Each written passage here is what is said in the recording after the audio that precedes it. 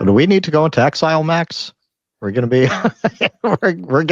we're getting, I'm sure you are too. We're getting a lot of people in our chat saying, we do the live stream. You guys need to come to my country. You need to go to Mexico. You need to go to Spain. You need to just, yeah.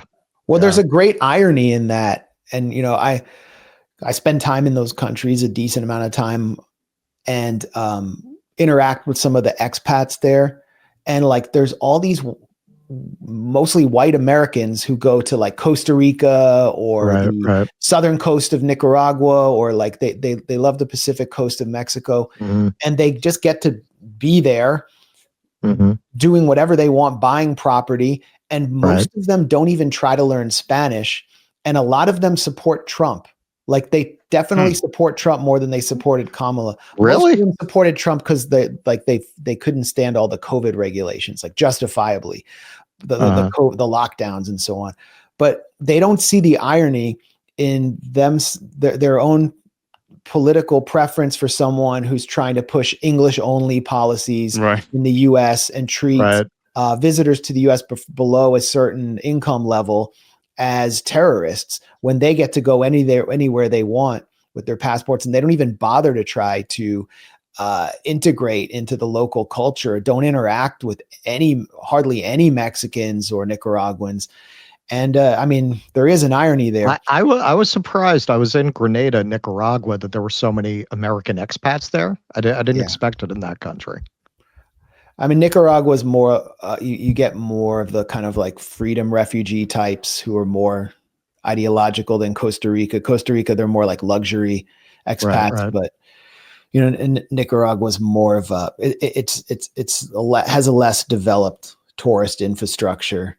I would highly recommend it, but if you're going to go there, you should learn about the Sandinistas. You should understand why people support them and try to understand the local culture and their whole history of resistance. It's just kind of tragic to see all these people who say they're fleeing for freedom, but they showed like no interest in one of the biggest resistance movements in the world, in the Sandinistas. Then beyond that, I mean, I'm not planning to go into exile like Timothy Snyder or whoever these clowns are. Jason Stanley, these professors who said like America is now under fascism. Oh, to take high profile academic positions in Canada, the country that declared emergency law because some truckers took over like a part of Ottawa for a minute. Like, oh, it's so free in Canada. Well, they arrest people for pro-Palestine they're never journalism going to have too. an opinion that's going to give them any trouble there. Right. Well, that's the thing. Right. Exactly. But we got to stay and fight for as long as we can. I mean, I'm not going to be suicidal here. Like if I feel like I'm not wanted in this country, I would leave. And I mean, I don't know. Are you thinking about, is this the first time you've thought about leaving? Oh, no. It's something we get asked about it. And of course. Well, the thing is, my mother was born in Malta, so I'm a citizen of the EU, even though I've never been to Europe. So it's kind of easier for me than it is for most people. You're Maltese. Kind of gives me the thought. Like Pete Buttigieg. Yeah, like Pete Buttigieg. Yeah, exactly. I'm married to an Australian in America. Yes, I'm the second most high-profile Maltese American. Yes. So that gives me options. I can go anywhere in the EU. So I have thought about it. Yeah, of course. I think it's got to be on the back of a lot of people's mind. It's not a likelihood at this point, but just like you said, man, if we get the sense we're not welcome, why would you live in a place that doesn't want you? And look, in the context of this, I mean, now I can get really blackpilled, but to be honest, just the way I feel about it, to look at the last 19 months to see what this country will just allow to happen does give me the sense that this is an unsalvageable and irredeemable project, this American project. It's the way it makes me feel. And I don't like feeling that way. I'm a politically conscious person. The way I fell ass backwards into doing this for a living was by caring. And so I do care. But at the same time, you look at this, it is hard to shake that feeling of this is just intrinsically not a worthwhile place to invest in anymore. Like I do struggle with that, if I'm being honest. It does feel hopeless. It feels hopeless politically. It feels hopeless when I see people who are fairly politically educated and very well-meaning constantly fall back into the trap of the Democratic Party and never even try to create an alternative. They just constantly fall back into it through the trauma that the media inflicts on us anytime a Republican is president, and the trauma the Republicans inflict on us. And then they complain about the Democrats, and it's just the same hopeless cycle.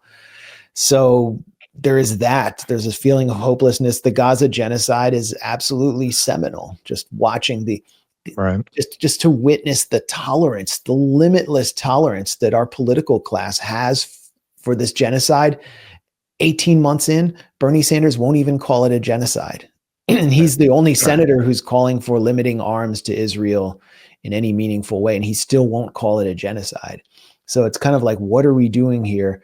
But at the same time, I think we have a special obligation as American citizens to fight from within some extent. I'm not, calling for treason and overthrowing the government and criminal activity, but we're good, because then we'd have no choice but to leave now. We'd have no choice but to take some relief you're not doing that, because I don't have a bag packed at the moment.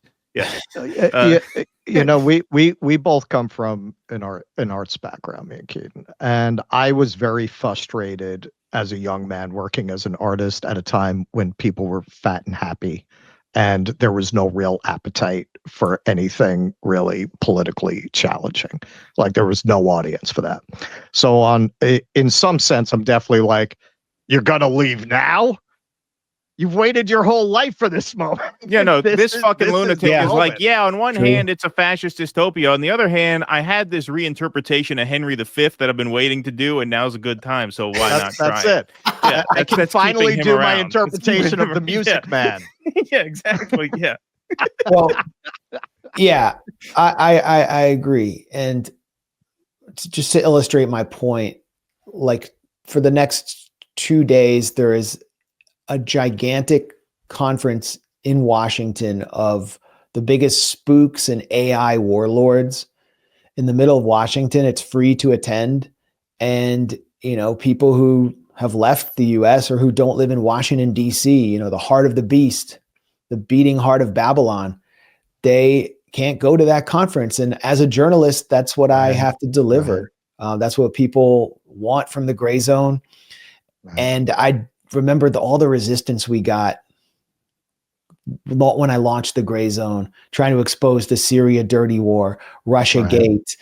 We also, I felt like it was an obligation to call out how the security state was so obviously using COVID to enhance its control. And you couldn't say that on the left. And we got so much resistance from within the left, and we finally broke through it. And people have just, I think, our audience has grown massively, and there are just so many people who are aware of what's going on, who are conscious now, who weren't just a few years ago.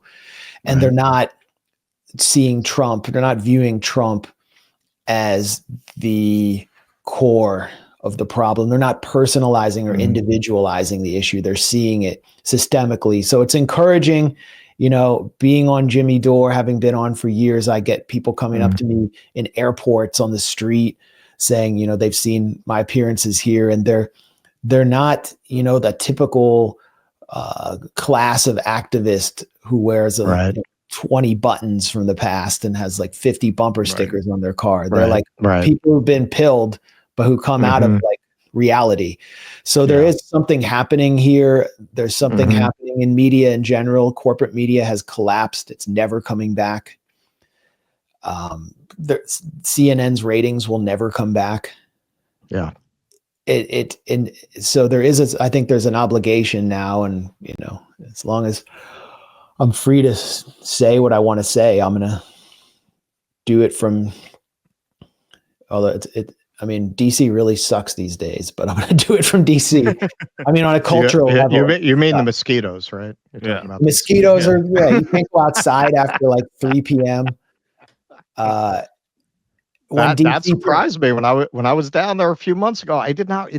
It's worse than New Orleans down there. It is, and like the city was aggressively gentrified and lost its unique culture. And like, you know, what interest do I have? I'm 47, like I have a family. What interest do I have in like going out to see the latest like flourless bake shop that has 5 cakes named after Notorious B.I.G. songs? Like, it just doesn't interest me. Well, come see us live. Glasgow, Manchester, Belfast, Dublin, London, Liverpool, Birmingham. Go to jimmydore.com for a link for tickets.